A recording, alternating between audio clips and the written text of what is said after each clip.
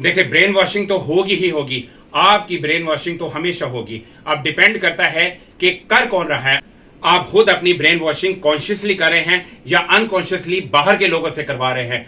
गलत आदमी अगर आपकी ब्रेन वॉशिंग कर गया ना, सारी जिंदगी खराब हो जाएगी। अगर आपके पास अपना ऑब्सेशन स्टेटमेंट, गोल स्टेटमेंट नहीं है, तो आप दूसरों का गोल स्टेटमेंट अचीव करने के लिए उनके साथ भागने लगेंगे। क्यों? क्योंकि वो आपका ब्रेन वॉश कर देंगे। उनको पता होगा कि आपको तो आपकी जिंदगी में कोई काम है नहीं, ना ही आपकी जिंदगी के कोई प्रोजेक्ट्स हैं, ना कोई टारगेट्स हैं, ना कोई ऐसी चीज है जिसको आपने अचीव करना है। तो वो आपको यूज करके, आपको सीढ़ी बना के खुद कामयाबी की बुलंदियों पर पहुंच जाएंगे और आप वहीं के वहीं रह जाएंगे।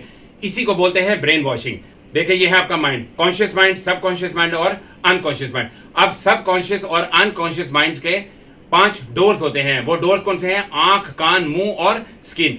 अब आउटसाइड द माइंड जो भी कुछ आप सुनते हैं, जो वॉइसेस आप सुनते हैं, साउंड सुनते हैं, इमेजेस आप देखते हैं, वो पूरे का पूरा जो डेटा है वो सबकॉन्शियस और अनकॉन्शियस माइंड में एंटर होता है। अब जब कॉन्शियस माइंड को जरूरत होती है, वो डेटा को ढूंढता है, डेटा को सर्च करता है। कॉन्शियस माइंड सर्च करता है कि डेटा को कैसे निकाला जाए। अब जिस किस्म का डेटा आपके माइंड में मौजूद है, सबकॉन्शियस और अनकॉन्शियस माइंड में मौजूद है, वही आप निकाल पाएंगे।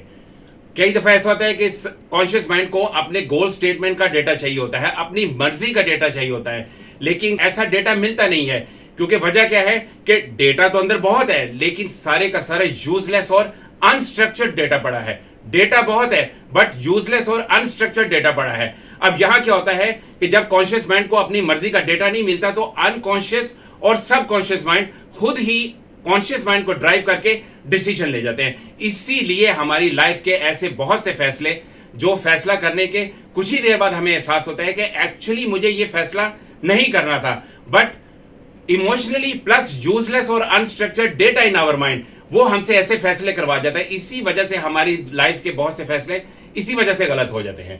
सी, your subconscious mind is 30,000 times more powerful than your conscious mind. आपका जो कॉन्शियस माइंड है वो 30,000 गुना ज्यादा पावरफुल है कॉन्शियस माइंड से।